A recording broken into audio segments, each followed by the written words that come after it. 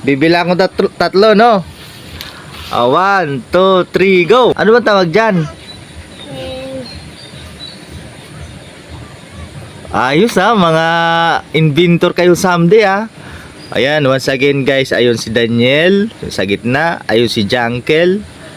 Ito si Angelo, yung videoan natin nung dumidiskarte ng ulam. So ngayon papakitaan tayo ni Daniel yung kanyang invention galing ng invention mo Daniel Oh. Galing Ayaw madiskarte na kayo, mga inventor pa kayo someday Galing naman ni Daniel Ano bang materials ang ginawa mo dyan Daniel? Ano? Lastiko, ayan, lastiko. Tapos kawayan, merong styro.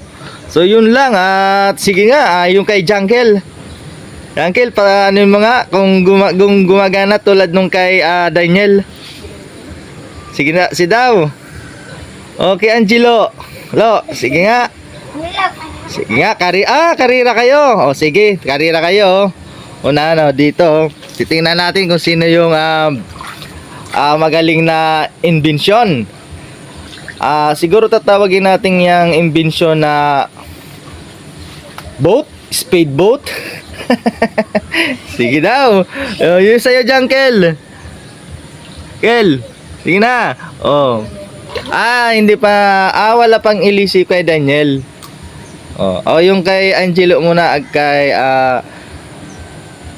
Daniel sige, bibilang ko tatlo, no? 1, 2, 3, go! Nauna yung kay nauna yung kay Angelo. Oy! Panalo pa rin si Daniel. Galing talaga ng invention ni Daniel meron palang yung sa ice cream na stick, no?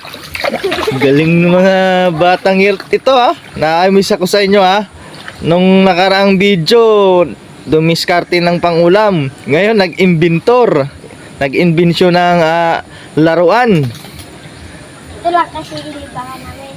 Ito lang kasi libangan namin. Yan yung libangan nyo. Ang maglaro. Bukas anong naka-schedule na gagawin yung tatlo? Diskarte naman ng ulam. Sige, sama nyo ko pag diskarte yung ulam. Tapos lutuin natin. Pwede man pag mamaya.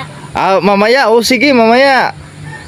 Sama nyo ako para may ulam tayo mamayang hapon. Malayo kasi sa amin dito yung mga batuan. Malayo yung mga batuhan. Maganda dun sa sapa, dun sa ilog. Sana, no, Daniel? Malayo kasi, no? Pwede sana dun. Sige nga. Ang galing talaga ng ni Daniel,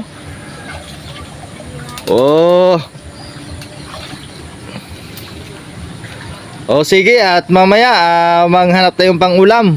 Ay. Mamaya.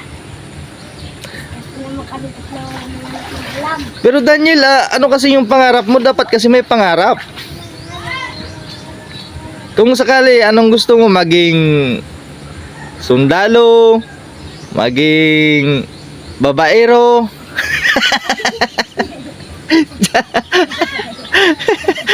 Di man, joke lang yun. Baka someday inventor ka, Daniel tignan mo na yung ginawa mo.